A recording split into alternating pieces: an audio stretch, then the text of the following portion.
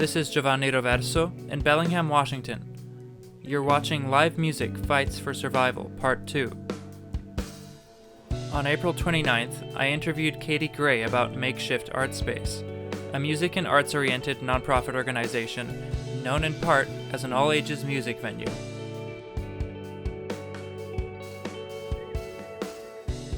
My name's Katie Gray, and I'm the Executive Director at Make.Shift Art Space. We are a nonprofit DIY art space. We've got 4 major programs: an art gallery, an all-ages music venue, a community radio station, 94.9 KZAX, and we rent art studios and band practice spaces.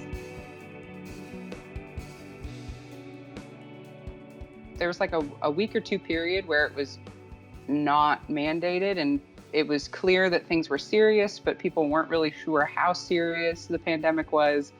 I think it was before it was even declared a pandemic. This was in like the second week of March.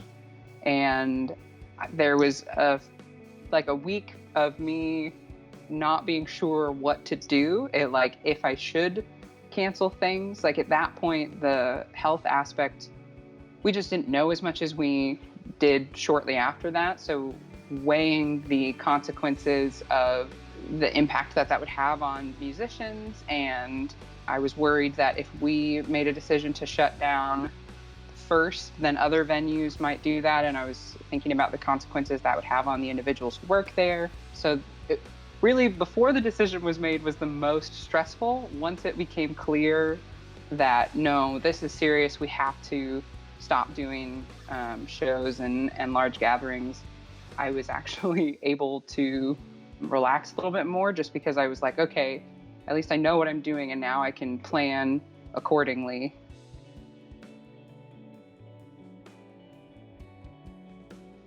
So it was the 13th of March that was the first show canceled, and that was me and the Blood Capsules and Dawson Shaw. The previous weekend, we didn't have any shows, but it was Art Walk, so it was the opening of the March Art Walk show. We had a workshop series, Drums 101, and then the weekend before that, in February, we actually had a drag show, an all-ages drag show. The gallery show is online, so we have pretty successfully gotten the gallery virtual. We've got some nice photographs that exist on the website, and then Kids Art Walk is about to open, and we're working on bringing our Make Shop, which exists in the gallery too. It's essentially like consignment, but for artists and their work. So small, like postcards, and there's some botanical stuff. It's like some similar things to Bellingham handmade. We are in the process of getting that shop online. We ask that individuals practice social distancing from staff and other tenants if they come across them in the space. And the venue is not operating right now at all. We want to be doing digital things like live shows or produced videos, but we don't have all of the gear that we need to make that happen. We just got done with a big fundraiser at the radio station, so we're focused on that. So we just now are talking about what it would take for us to get some of that venue stuff going virtually. There's one specific piece of gear. It would not only help us right now, but it would help in the future doing like live in studios for KZAX and stuff. We put it off until we can get a piece of equipment to make the quality better.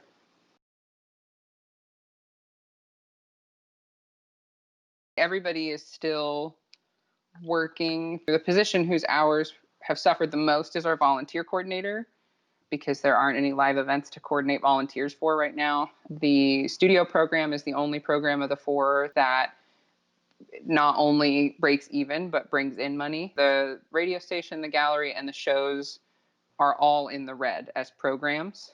Our tenants are 60%. They're our biggest and most consistent revenue source. They're really what allows us to have a staff and maintain these other programs to serve the community. Like the next largest tier is 30% of our revenue comes from fundraising. And I would say that is definitely the area that has been hit the hardest. Thankfully, we haven't seen that yet, but we will. For example, we had a fundraiser that usually brings in $2,000 to $3,000 in May. That was canceled. We were going to bring back Block Party this year, which was expected to bring anywhere from 10 to $15,000. That has also been canceled. Actually, there's another fundraiser in June that was expected to bring in $3,000 to $5,000 that was canceled. So a lot of our major fundraising events, we'd usually be ramping up to bring in our large fundraising money for the year this season, but obviously are not doing that. Excluding, of course, Fund Drive that just happened on KZAX, which was an incredible success. I was really, really shocked and moved by the support that the community showed us. This was only the third Fund Drive we've ever done, third year in a row, and it has grown exponentially. The people that are able to help right now, I think, are feeling more generous because of the state of the world. It was encouraging to see the spring one do so well. It makes me think that we will have good luck in the fall. Other fundraisers, I'm not entirely sure what we're going to do. I have some ideas for digital things. Obviously, the GoFundMe is going. We're going to be putting more energy into that.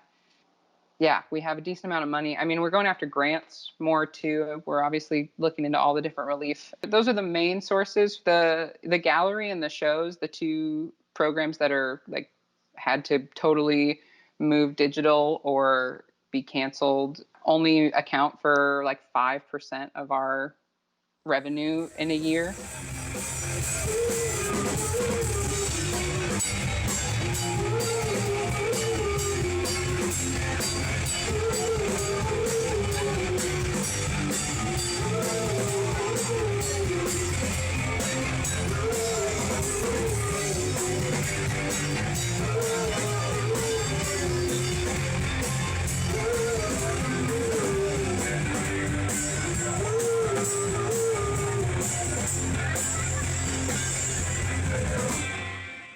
So we are able to wait a little bit.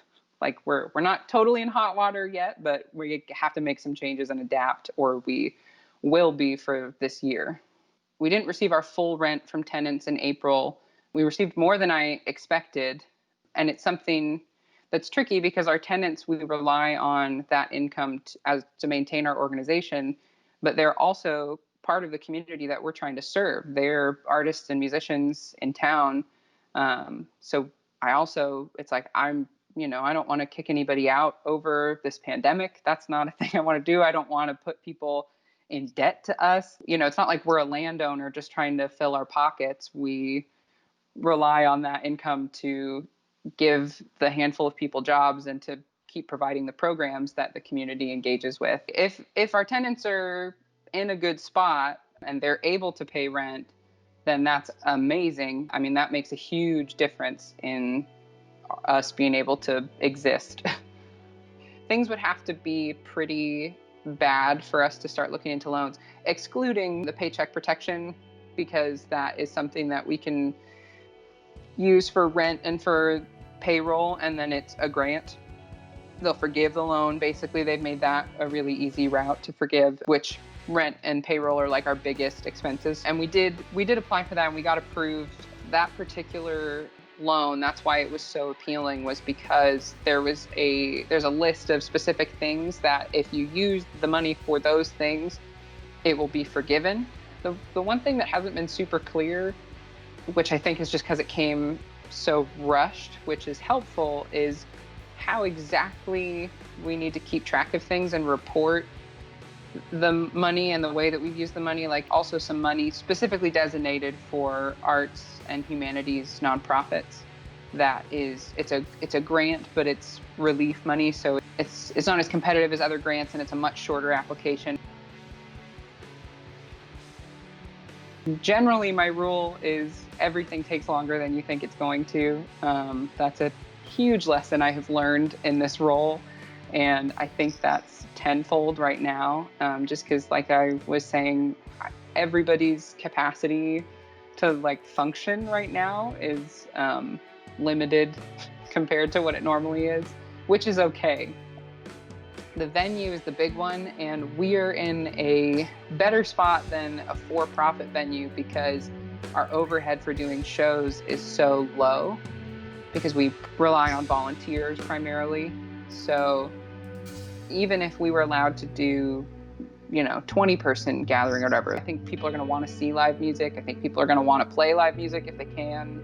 Make.Shift could potentially do really small, intimate shows and just cap the amount of people allowed in, but still be having things happening in the venue if we're allowed to do small gatherings.